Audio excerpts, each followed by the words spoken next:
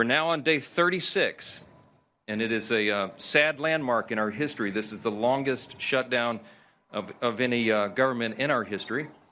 And they've also made history in a number of ways, which we've recounted every day in our daily press conferences. Remember, this is the first time in the history of America that any party has had the audacity to close down the government over a totally clean, nonpartisan continuing resolution. Republicans have always been willing to have a conversation about the COVID-era subsidies and how to make Obamacare and health care more affordable. But we will not, and we should not do so as hostages in their political game. It was in no way necessary or appropriate to shut down the government in order to have bipartisan discussions about the subsidies. The reality is the Democrats could have avoided all of this chaos and all the pain, everything they've inflicted on American families, by simply voting to back the clean, nonpartisan continuing resolution, the 24-page simple document, just as they did 13 times under the Biden administration.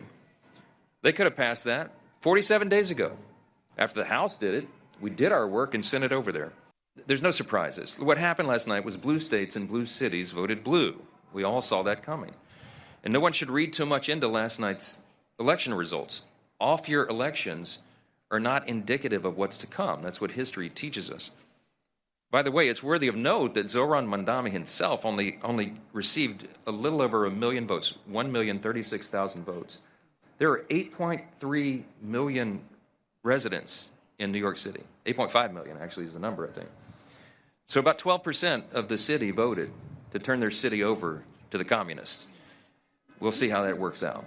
And I think the midterm is going to be a great one for us. We had a demographic shift in 2024. We have a very favorable election map on the Republican side, and it will be even more favorable once all the redistricting stuff is settled out.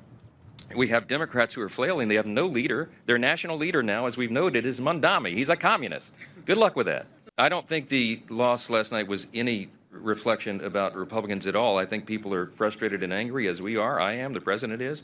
And we express that different ways. But look, we look forward. We're looking forward to a great election running on our record.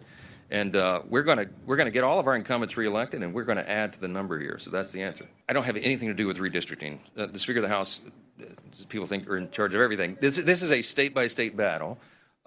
We do believe at the end of the day that we will net more seats for the Republican Party than the Democrat Party. I mean, everybody, that's the analysis.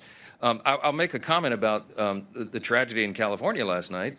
What California did is very, very different, as you all know, by comparison to what a state like Texas did. Texas was following the federal and state constitution, following their state law and redistricting.